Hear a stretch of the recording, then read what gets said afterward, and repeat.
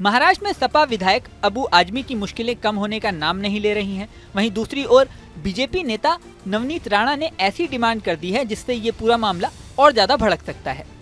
महाराष्ट्र में औरंगजेब की तारीफ करने के मामले में अबू आजमी को मौजूदा विधानसभा सत्र से सस्पेंड कर दिया गया है और उनके खिलाफ मुकदमा भी दायर हो गया है। वहीं दूसरी तरफ नवनीत राणा ने डिमांड की है कि औरंगजेब की मजार को तोड़ दिया जाए।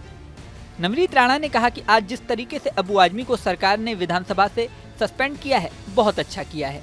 मैं महाराष्ट्र सरकार से एक और विनती करती हूँ, जिस तरीके से आजमी को सस्पेंड किया उसी तरीके से संभाजी नगर में जो आज भी औरंगजेब की कब्र है, उसी तरीके से उसे उखाड़कर महाराष्ट्र से बाहर फेंक दीजिए। उन्होंने कहा कि जो औरंगजेब की बातें करते हैं, औरंगजेब को अपना सो कॉल्ड फादर बुलाते हैं, उनको भी सबक सीखना चाहिए। महाराष्ट्र में औरंगजेब के नहीं, छत्रपति शिवाजी के विचार चलेंगे। सुनिए नवनीत राणा ने क्या कहा। कल एक विधायक ने महाराष्ट्र में एक स्टेटमेंट दिया कि औरंगजेब ने राजा होने के तौर पर बहुत अच्छा प्रशासक चलाया, बहुत अच्छे से सेवा दी।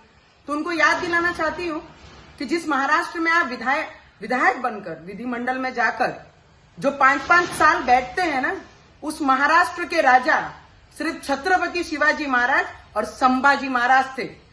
और तुम्हारे बाप ने 100 करोड़ बाप जो तुम्हारा है औरंगजेब, जिसने हमारे संभाजी महाराज पर इतना अत्याचार किया।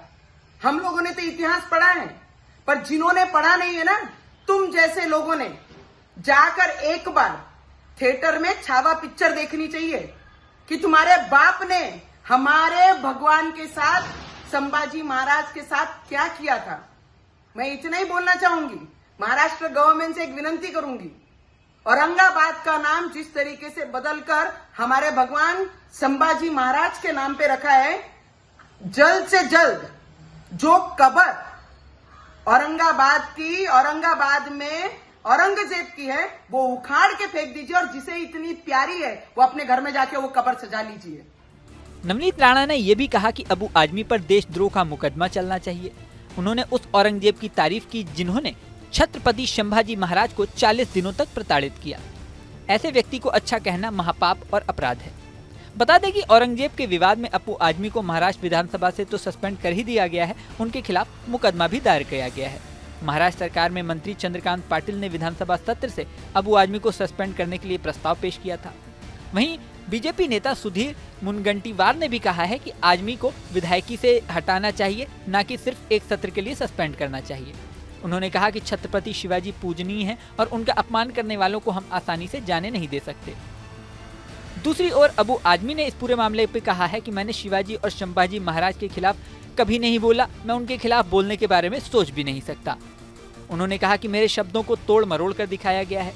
औरंगजेब के बारे में मैंने वही कहा जो इतिहासकारों और लेखकों ने कहा है। सुनिए अबू आजमी ने क्या कहा।